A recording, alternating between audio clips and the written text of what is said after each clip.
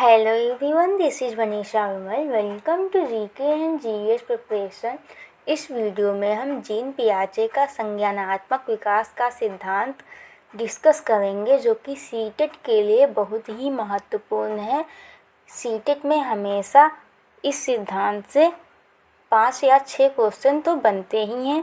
अगर आप इस सिद्धांत से रिलेटेड क्वेश्चंस भी देखना चाहते हैं तो उसका लिंक डिस्क्रिप्शन बॉक्स में पड़ा है, जाकर देख सकते हैं। तो आइए देखते हैं जीन पियाजे का संज्ञानात्मक विकास का सिद्धांत। जीन पियाजे स्विट्जरलैंड के एक मनोवैज्ञानिक थे। बालकों में बुद्धि का विकास किस प्रकार से होता है, यह जानने के लिए उन्होंने अपने स्वयं के बच्चों को अपनी खोज का विषय बनाया। अर्थात जो उनका संज्ञानात्मक विकास का सिद्धांत है, इससे रिलेटेड जो उन्होंने प्रयोग किए वह खुद के बच्चों पर किए।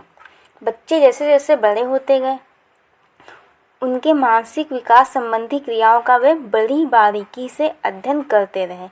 इस अध्ययन के परिणाम स्वरूप उन्होंने जिन विचारों का प्रतिपादन किया, उन्हें जीन पियाजे के मानसिक या संज्ञानात्मक विकास के सिद्धांत के नाम से जाना जाता है।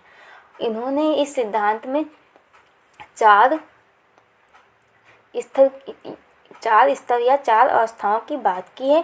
तो आइए देखते हैं। पहली अवस्था जिसे कहते हैं इंद्रिय जनित गामक अवस्था, जो कि जन्म से 2 वर्ष तक मानी जाती है। इसे इंग्लिश में सेंसरी मोटर स्टेज भी बोलते हैं। अब देखते हैं इस अवस्था की विशेषताएं क्या क्या होती हैं। गत्यात्मक अवस्था होती है ये, इंद्रिय गामक अवस्था या फिर संवेदी पेशी अवस्था भी इस अवस्था को कहते हैं। वस्तु स्थायित्व जो है वो इस अवस्था की प्रमुख विशेषता होती है। विलंबित अनुकरण, बच्चा जो है वो नकल करके सीखता है।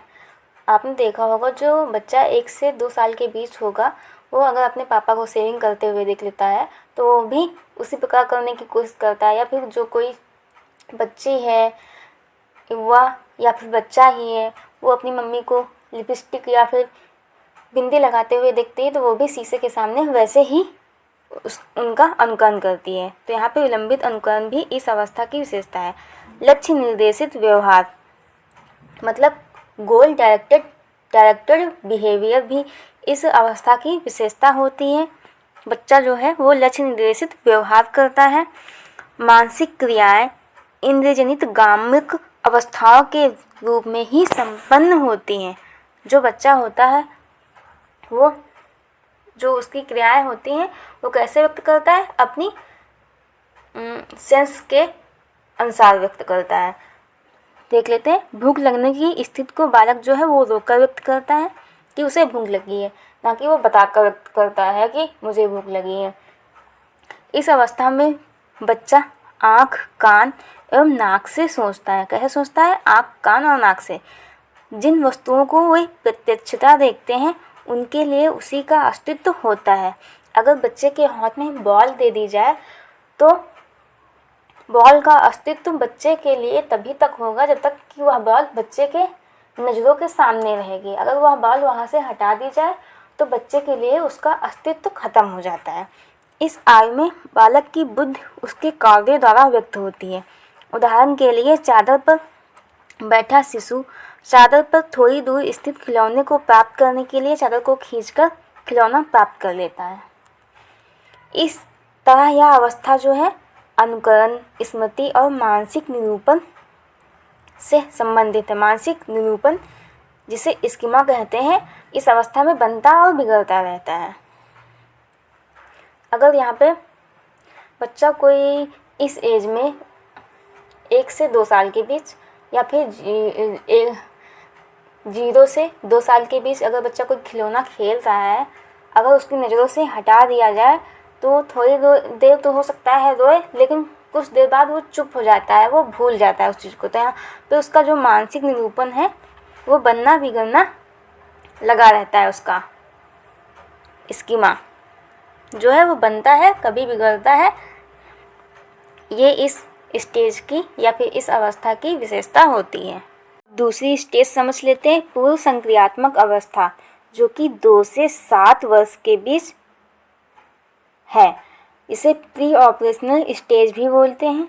इस अवस्था में बच्चे में तर्क शक्ति की कमी पाई जाती है और बच्चे में अपलटावी की भावना पाई जाती है, जैसे कि पानी बर्फ बन सकता है और बर्फ पानी, यह बात उसे समझ में नहीं आती है। वह अपने थॉट जो है रिवर्स नहीं कर पाता है, उसमें इरिवर्सिबिलिटी पाई जाती है।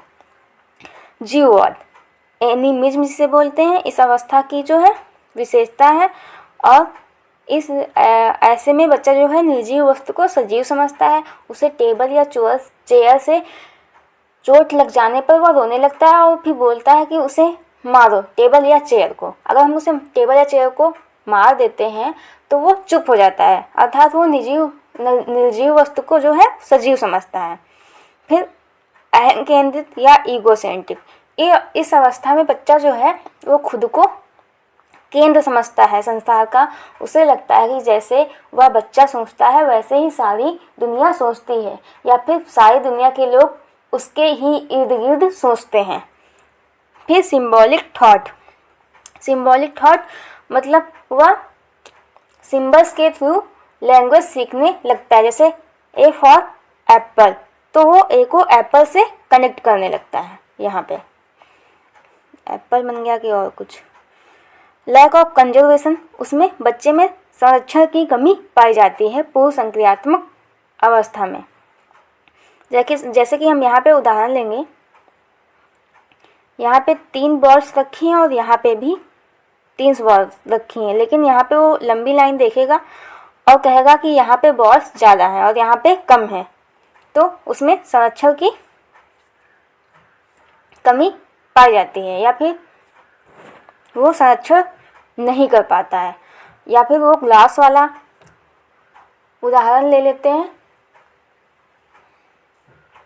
दोनों ग्लास जो हैं उनका आयतन बराबर है, बस एक लंबा है और एक चौड़ा है, और दोनों में पानी बराबर है, तो वो लंबे वाले ग्लास में पानी दिखेगा, कहेगा कि ज़्यादा है, तो यहाँ पे वो संरक्षण नहीं कर पाता है।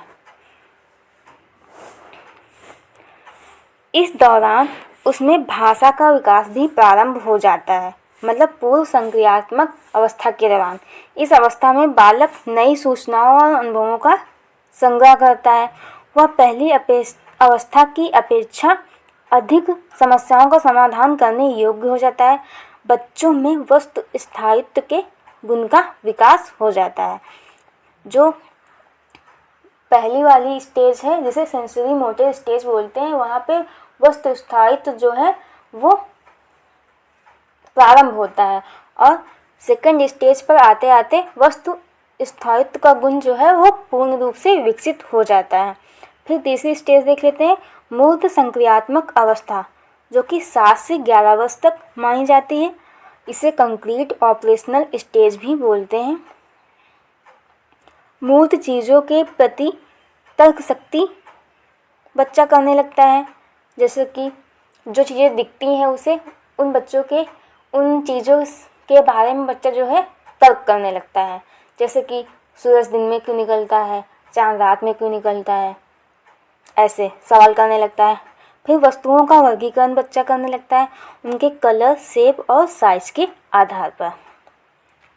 बच्चे में संरक्षण का गुण जो है वो विकसित हो जाता है। अब यहाँ पे बच्चा जो है, अगर हम ऐसे एक एग्जाम्पल लेंगे, यहाँ पे 3 बॉल्स रखी हैं और यहाँ पे 3 बॉल्स रखेंगे, तो अब बच्चा समझ जाता है कि यहाँ पे दोनों जगह बॉल्स की संख्या जो है वो बराबर है। वर्गीकरण का गुण भी बच्चे में विकसित हो जाता है। बच्चा जो है, अगर हम उसको कुछ आकृति मिलाकर देंगे उनको, या फिर वो साइज या कलर या शेप के आधार पर अलग अलग हो सकती हैं, तो वह उनका वर्गीकरण उनको अलग अलग बांट देगा इस अवस्था में। अब विस्तार में थोड़ा समझ लेते हैं। इस अवस्था में बालक में वस्तुओं को पहचानने, उनका विभेदीकरण करने तथा वर्गीकरण करने की क्षमता विकसित हो जाती है। जैसा कि ऊपर मैंने बताया, उनका चिंतन अब अधिक क्रमबद्ध एवं तर्कसंगत होना प्रारंभ कर देता है। इस अवस्था में बालक विश्वास करने लगता है तथा लंबाई, अंक आदि प्रत्ययों पर चिंतन करने लगता है। भाषा का पूर्ण विकास बालक किसी पूर्व और उसके अंश के संबंध में तर्क करता है। बालक अपने पर्यावरण के साथ अनुकूलन करने के लिए अनेक नियमों को सीख लेता है। तो बच्चा जो है यहाँ पे उसमें तर्क शक्ति विकसित हो जाती है। तो यहाँ से वो इस स्टेज से वो तर्क करना प्रारंभ कर देता है। अब देख लेते हैं चौथी और आखिरी स्टेज, जो कि है औपचारिक या अमूर्त संक्रियात्मक अवस्था, जो कि 11 वर्ष से आगे तक मानी जाती है। इसकी विशेषताएं हैं, बच्चा अमूर्त चिंतन करने लगता है। जो अमूर्त चिंतन है वह इस अवस्था की प्रमुख विशेषता है। परिकल्पनात्मक निगमनात्मक तर्क करने लगता है बच्चा। इस अवस्था में भाषा संबंधी योग्यता तथा संप्रेषणशीलता का विकास उसकी ऊंचाई को छूने लगता है। इस अवस्था में व्यक्ति अनेक संक्रियात्मक को संगठित कर उच्च स्तर के संक्रियात्मक का निर्माण करता है और विभिन्न प्रकार की समस्याओं के समाधान के लिए अमूर्त नियमों का निर्माण कर सकता है। बालक में अच्छी तरह से सोचने, समस्या समाधान करने एवं निर्माण लेने की क्षमता का विकास हो जाता है। तो यहाँ पे एक उदाहरण लेते हैं, ए, बी और सी। अगर हम मूर्त संक्रियात्मक अवस्था वाले बच्चे से पूछेंगे कि इनमें से बड़ा कौन है, तो वो नहीं बता पाएगा। लेकिन अगर हम अमूर्त, यहाँ पे जो चौथी स्टेज वाला बच्चा है, अब्स्ट्रैक्ट या फॉर्मल ऑपरेशनल स्टेज वाले बच्चे से पूछेंगे इनमें से बड़ा क्या है, तो वो बताएगा सी जो है वो बी से बड़ा है, या फिर ए जो है वो बी से बड़ा है।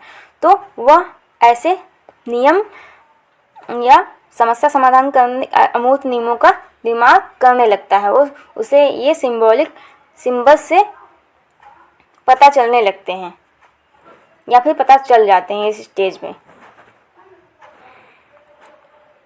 अब जिन पियाजे ने कुछ तत्व दिए हैं जिन्हें हम MECE से याद रख सकते हैं, मैचुरेशन की बात की है, एक्सपीरियंस की बात की है। जिन पियाजे ने सोशल इंटरेक्शन और इक्विलिब्रेशन, पहले परिपक्वता, फिर अनुभव, फिर सामाजिक अंतःक्रिया और फिर संतुलन। अब हम संतुलन की प्रक्रिया देख लेते हैं। संतुलन के 2 पार्ट होते हैं, अनुकूलन और संगठन। फिर अनुकूलन के 2 पार्ट होते हैं, आत्मसातीकरण और समायोजन। अब हम अनुकूलन की प्रक्रिया देख लेते हैं। तो पहले बच्चा जो है किसी इंफॉर्मेशन के आधार पर वो अपने स्कीमा में जानकारी ऐड करेगा, तो उसे हम क्या कहेंगे, एसिमिलेशन या जोड़ना या आत्मसात करना कहेंगे। जैसे अगर उसको किसी बिल्ली के बारे में बताया गया कि बिल्ली के 4 पैर होते हैं, पूंछ होती है और वह ऐसे ऐसे दिखती है, तो उसने उसे एसिमिलेट कर दिया, तो ये पहला स्टेप हो गया। फिर आता है दूसरा स्टेप, इक्विलिब्रेशन, जिसे संतुलन बोलते हैं। फिर उसने बिल्ली को देखा तो वो पहचान गया कि ये बिल्ली है, तो यहाँ पे कोई दिक्कत नहीं है। फिर न्यू सिचुएशन आती है, वह 4 पैरों और एक पूंछ वाला दूसरा जानवर देखता है, जैसे कुत्ता उसने देखा, तो उसे उस कुत्ते को भी बिल्ली समझेगा, क्योंकि उसने जो अपने स्कीमा में जो इंफॉर्मेशन बिठा रखी है, जो 4 पैर जो होते हैं वो बिल्ली के होते हैं और एक पूंछ होती है। तो यहाँ पे जब तक वो यह बात अपने तक सीमित रखेगा तब तक तो ठीक रहेगा, लेकिन जब उसे वो बिल्ली और कुत्ता साथ में देख ले तो क्या होगा, उसमें डिसइक्विलिब्रेशन या असंतुलन उत्पन्न होगा। फिर वह सोचेगा कि कुछ तो गड़बड़ है। तो फिर अगर हम उसे करेक्ट करेंगे कि नहीं ये बिल्ली है, ये कुत्ता है, तो फिर वो वहाँ पे जो 5वां स्टेप है वो अकोमोडेशन उत्पन्न होगा वो समायोजित कर लेगा उस चीज़ को, नहीं कि यह बिल्ली है और यह कुत्ता है।